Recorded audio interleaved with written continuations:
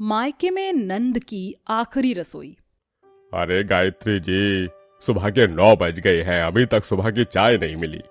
पता नहीं जी, मैंने तो दोनों बहुओं को सुबह 6 बजे ही जगा दिया था, फिर पता नहीं कहाँ रह गईं। ये चाय बना रही हैं कि बीरबल की खिचड़ी। इतने में गायत्री की बेटी राधिका चाय लेकर आती है।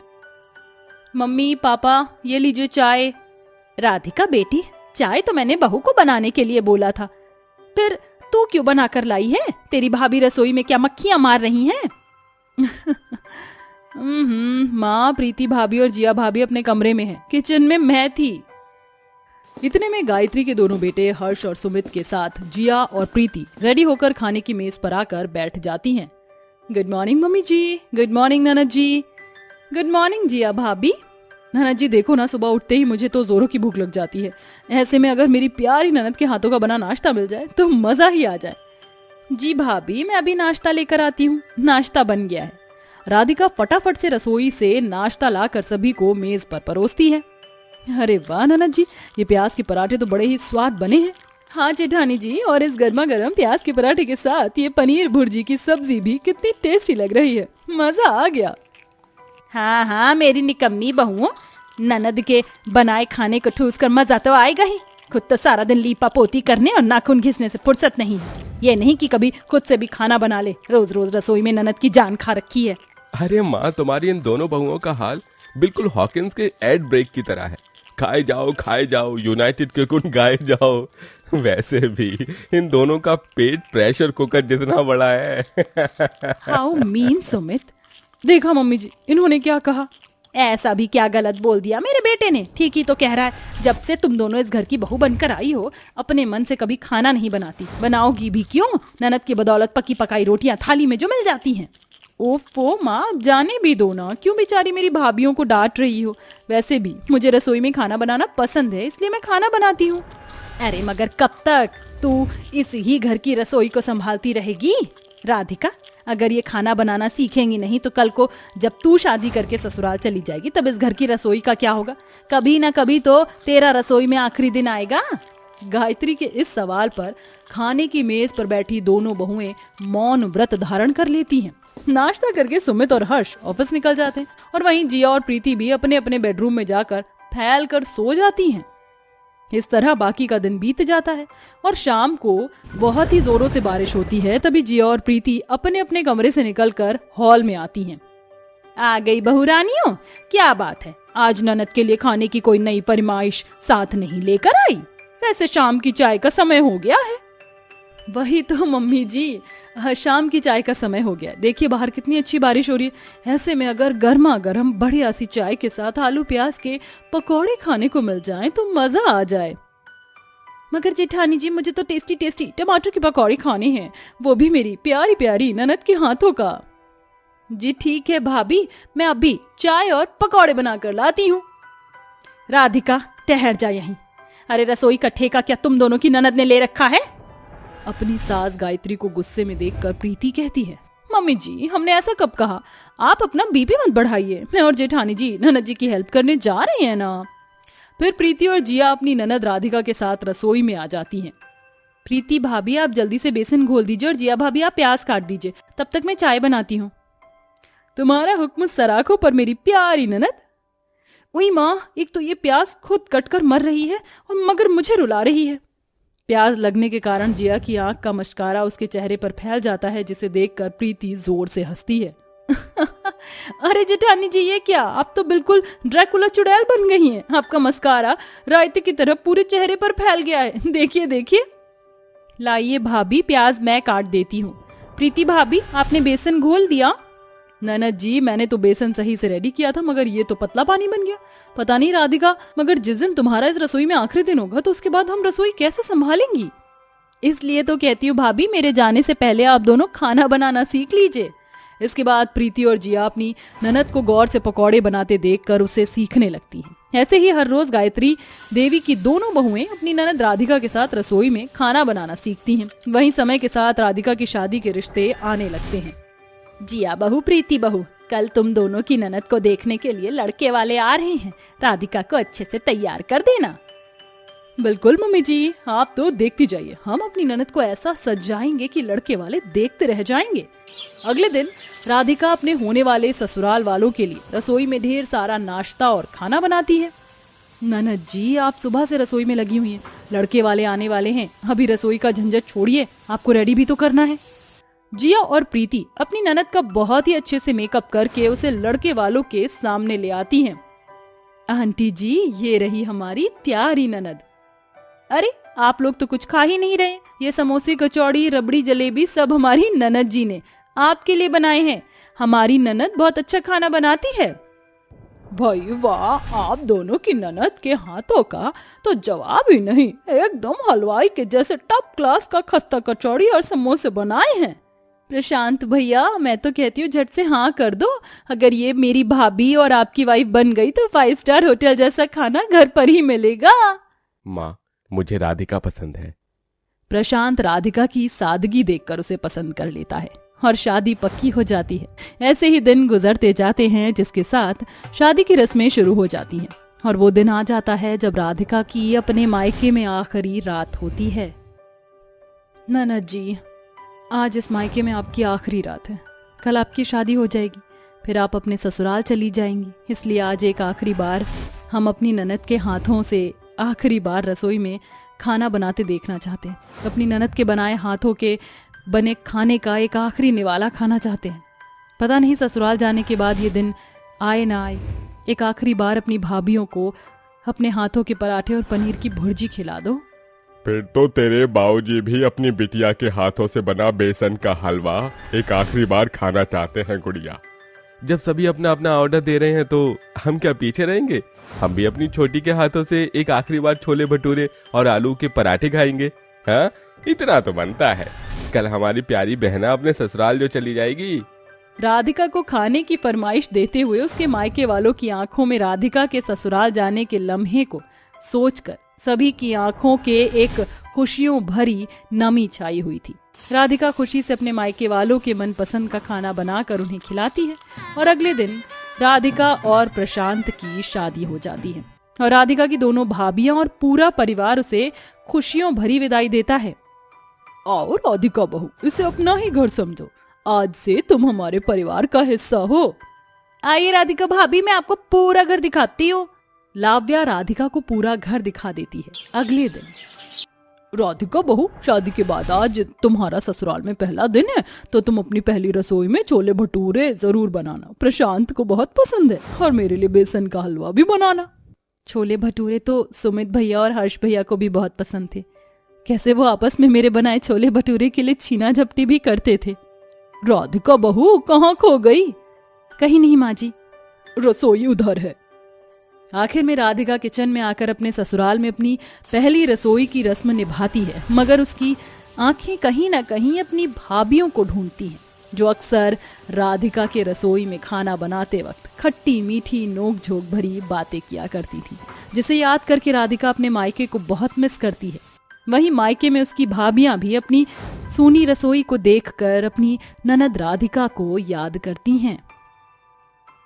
शिवानी बहू, इस कलश को अपने दाएं पैर से गिराकर घर के अंदर प्रवेश करो।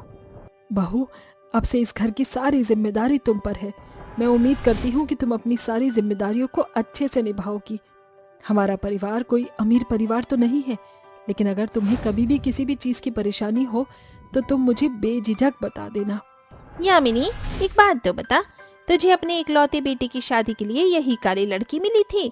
अरे अपने बेटे को देख, कितना सुंदर है। इन दोनों की जोड़ी को देखकर तो ऐसा लगता है जैसे हंस और कौवे की जोड़ी। बस करो अंबिका, ये कैसी बातें कर रही हो? तो मेरी बहू को आए हुए अभी 4 मिनट भी नहीं हुए हैं और तुम उसके बारे में ये सब कह रही हो। भले ही मेरी बहू रंग से काली है, लेकिन सर्वगुण संपन्न है। इंसान की पहचान उसके कर्मों से होती है, ना कि उसके रंग से। यामिनी मेरी बहन, ये तो बस किताबी बातें हैं, मैं तो सच ही कह रही हूँ। सुना है काले लोग बड़े मनहूस हैं, इनके घर में कदम रखते ही घर में मनहूसियत छाने लगती है। मैं तो कह रही हूँ जरा बच के रहना, पता चले कल तो ये तुम्हारे घर को ही खा जाए। बस करो अंबिका, बहुत सुन ली मैंने तुम्हारी बकवास। सारी रस्में खत्म हो चुकी हैं, अब तुम्हारी यहाँ कोई जरूरत नहीं है, तुम घर जा सकती हो। यामिनी की बात सुनकर अंबिका मुंह बनाते हुए चली जाती है। अपने काले रंग के बारे में इतना भला बुरा सुनकर अंबिका की आंखों में आंसू आ जाते हैं और वो रोने लगती है। बहू, इसमें रोने की क्या बात है? तूने तो वो कहावत सुनी है ना कि हाथी चलता रहता है और कुत्ते भौंकते रहते हैं। जिसे जो बोलना है बोल ले दे, मुझे इस बात से कोई फर्क नहीं पड़ता है। तू रोना बंद कर और जाकर आराम कर। मुदित, बहू को कमरे में ले जा, तुम दोनों थक गए होगे, आराम कर लो। अपनी सास के समझाने पर शिवानी रोना बंद करती है और कमरे में चली जाती है। अगले दिन होते ही शिवानी जल्दी से उठती है और तैयार होकर चूल्हे के पास जाकर अपनी पहली रसोई का खाना बनाती है। शिवानी को खाना बनाने का बहुत शौक था और वो खाना भी बहुत अच्छा बनाती थी। शिवानी अपनी पहली रसोई में सबके लिए छोले भटूरे बनाती है। शिवानी के हाथ के छोले भटूरे जैसे ही उसकी सास और पति खाते हैं तो उनको छोले भटूरे बहुत ज्यादा पसंद आते हैं। शिवानी, तुमने तो बहुत ही मजेदार छोले भटूरे बनाए हैं। आज तक मैंने इतने अच्छे छोले भटूरे कभी भी नहीं खाए। भटूरे इतने करारे हैं और छोले तो बस पूछो मत। वाह भाई वाह, मजा आ गया खाकर आज तो। हाँ बहू, सच में तेरे हाथ के छोले भटूरे खाकर तो मजा ही आ गया। अब से जब भी हमें छोले भटूरे खाने हो तो तुम ही बनाना। अब हमें छोले भटूरे खाने के लिए बाहर नहीं जाना पड़ेगा। अपनी सास और पति के मुंह से अपनी तारीफ सुनकर शिवानी को बहुत अच्छा लगता है। शिवानी एक सर्वगुण संपन्न बहू होती है जो अपनी सारी जिम्मेदारियों को अच्छे से निभाती है। ऐसे ही समय बीतता रहता है। एक दिन अचानक मुदित की तबीयत खराब हो जाती है और वो चक्कर खाकर नीचे गिर जाता है।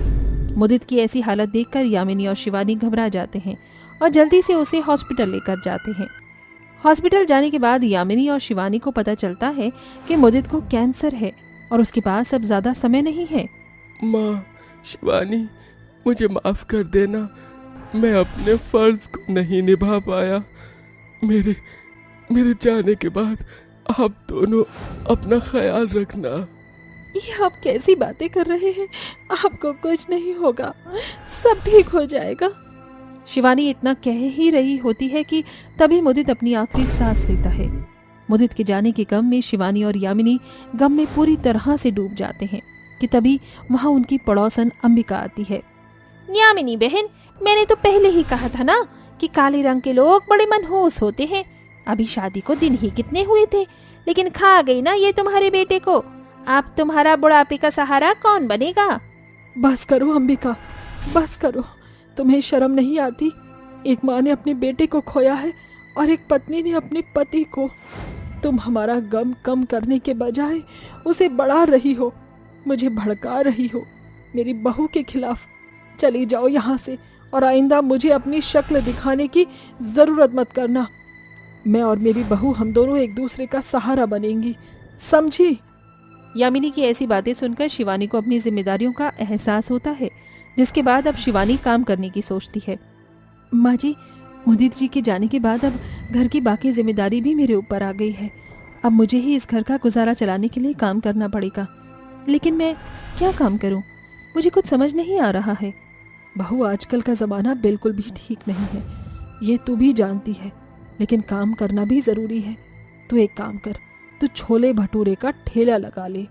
तेरे हाथ के छोले भटूरे जो भी खाता है उसे वो बहुत पसंद आते हैं। मेरा यकीन है कि तेरे हाथ के छोले भटूरे सबको पसंद आएंगे और तेरी बिक्री भी अच्छी खासी हुआ करेगी।